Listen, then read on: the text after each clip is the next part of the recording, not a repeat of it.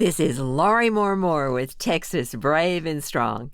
Tidbits of Texas history you never learned in school. Today's topic: a New York Yankee finds Germany in Texas, 1853. Frederick Law Olmsted, the designer of New York's Central Park, is considered the father of landscape architecture in America. He was also a journalist. In 1852, when he was 30 years old, the New York Times commissioned him to visit the South and write his impressions for the newspaper. Olmsted, with his brother as companion, traveled through Texas, recording his experiences and impressions. As they traveled by horseback through the Texas-Guadalupe River Valley, they were overtaken by a butcher from the German community of New Braunfels. He led them toward the small German town.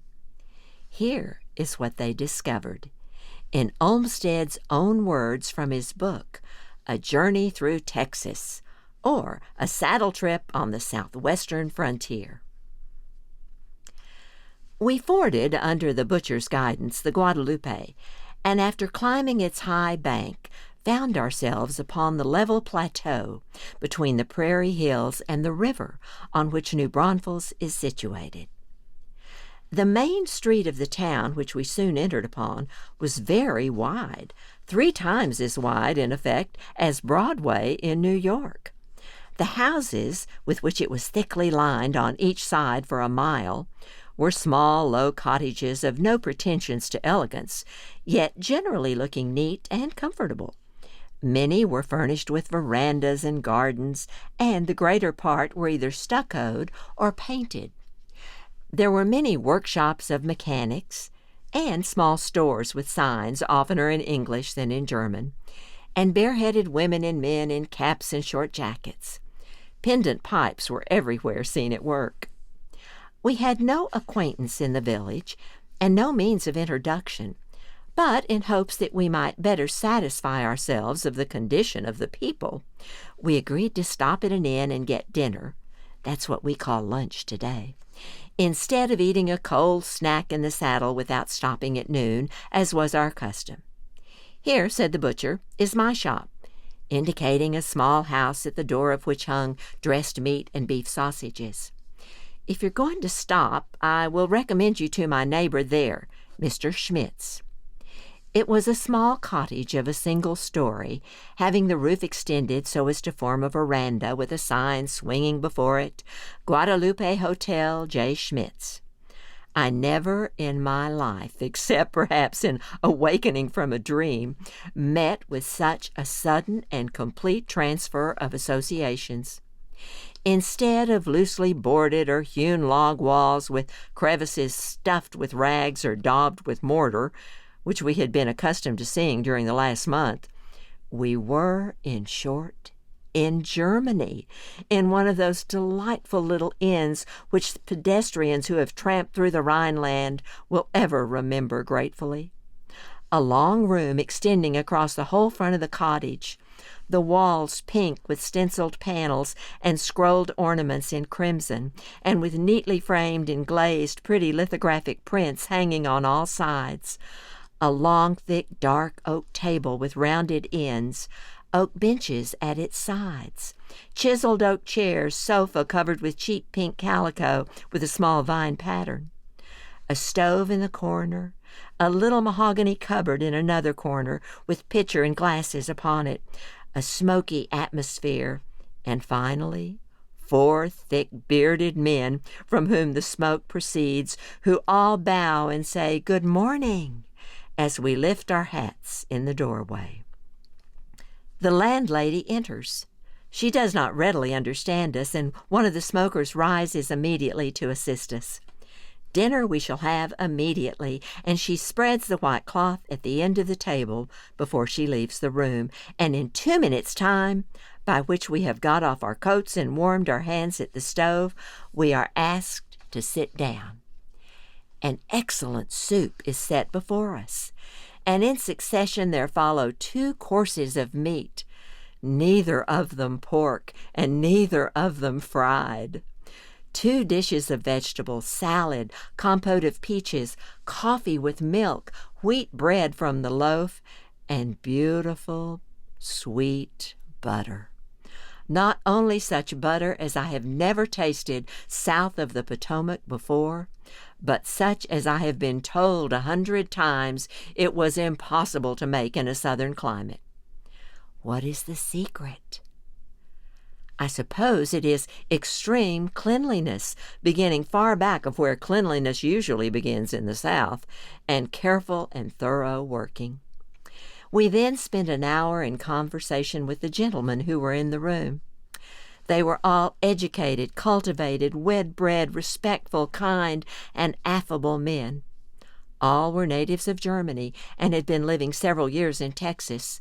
Some of them were travelers, their homes being in other German settlements. Some of them had resided long at New Braunfels.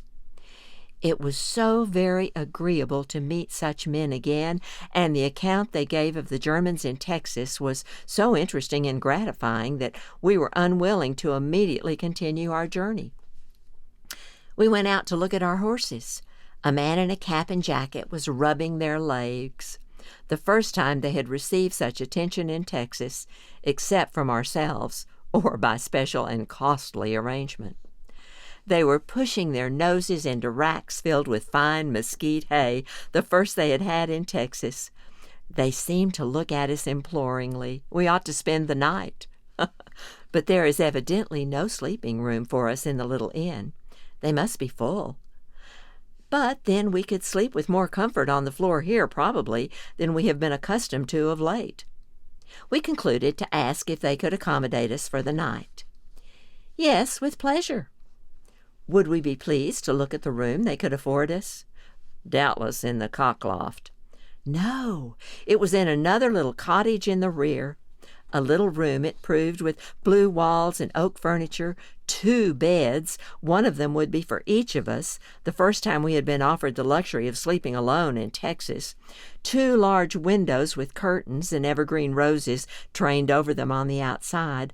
Not a pane of glass missing or broken. The first sleeping room we've had in Texas where this was the case. A sofa, a bureau on which were a complete set of the Conversations lexicon, Kindle's Santa Fe Expedition, a statuette in porcelain, plants in pots, a brass study lamp, a large ewer and basin for washing, and a couple of towels of thick stuff, full 1.25 yards long. Oh, yes, it will do for us admirably. We will spend the night. In the afternoon, we called upon the German Protestant clergyman, who received us kindly and, though speaking little English, was very ready to give all the information he could about his people and the Germans in Texas generally. We visited some of the workshops and called on a merchant to ascertain the quantity and quality of the cotton grown by the Germans in the neighborhood. At supper, we met a dozen or more intelligent people and spent the latter evening, with several others, at the residence of one of our accidental inn acquaintances. I will simply remark here that the facts learned from these gentlemen confirmed the simple good accounts of the butcher. As I was returning to the inn about 10 o'clock, I stopped a few moments at the gate of one of the little cottages to listen to some of the best singing I have heard for a long time, several parts being sustained by very sweet and well-trained voices. In the daytime I saw in the public street, at no great distance from a schoolhouse, a tame doe with a band on its neck to distinguish it from the wild deer, lest it should be shot by the sportsman. It was exceedingly beautiful, and so tame that it allowed me to approach and licked my hand. In what Texan town through which we have passed before could this have occurred? In the morning we found that our horses had been bedded for the first time in Texas. As we rode out of town, it was delightful to meet troops of children with satchels and knapsacks of books and little kettles of dinner, all with ruddy, cheerful faces, the girls especially so, with their hair braided neatly and without caps or bonnets, smiling and saluting us, "Guten Morgen," as we met. Nothing so pleasant as that in Texas before. Hardly in the South. Such was our first encounter with the Germans in Texas. Signed, Frederick L. Olmsted.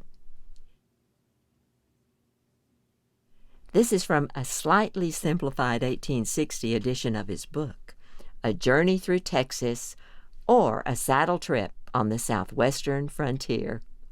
This material is in the public domain. This has been Laurie Moore-Moore with Texas Brave and Strong. Go to Amazon for my novel, Gone to Dallas, The Storekeeper, 1856 to 1861.